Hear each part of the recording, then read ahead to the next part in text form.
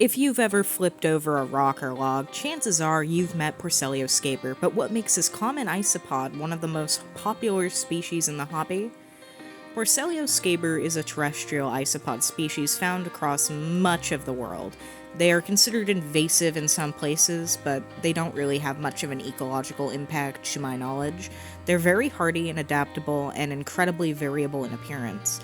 In the wild, they're usually gray or calico, but in captivity they come in a huge range of color morphs, from oranges to albinos, Dalmatians, and lavas. There are three big reasons people love scabers.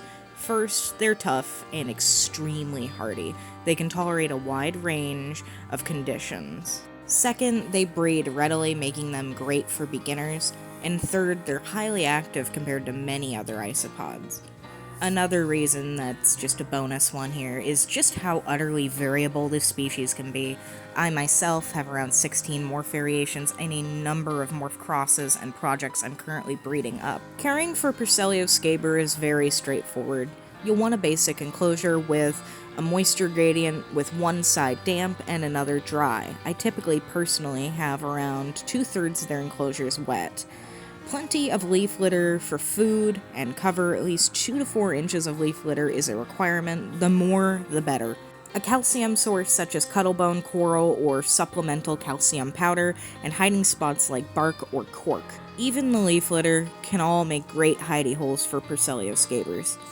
They prefer moderate humidity, not overly wet, but not dry either. The soil should be moist to the touch and stick a bit to your finger when you poke into it. Temperature-wise, room temperature is perfect. As long as you are comfortable, they're generally comfortable as well. Although, typically, I'm keeping mine between 65 degrees Fahrenheit and 72 degrees Fahrenheit. I never go above 75. For food, they're detritivores, so they'll eat decaying leaves, wood, and supplemental foods like veggies or fish flakes.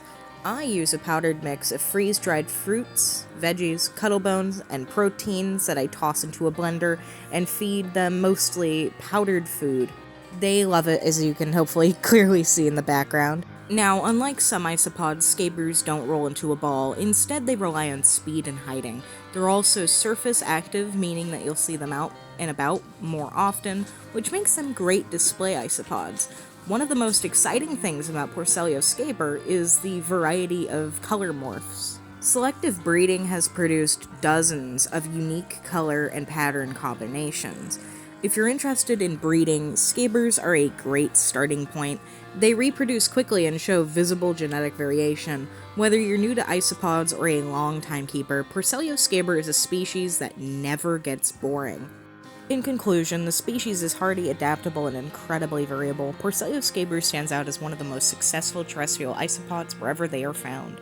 From wild populations to captive morphs, it remains a cornerstone species in both nature and in the isopod hobby.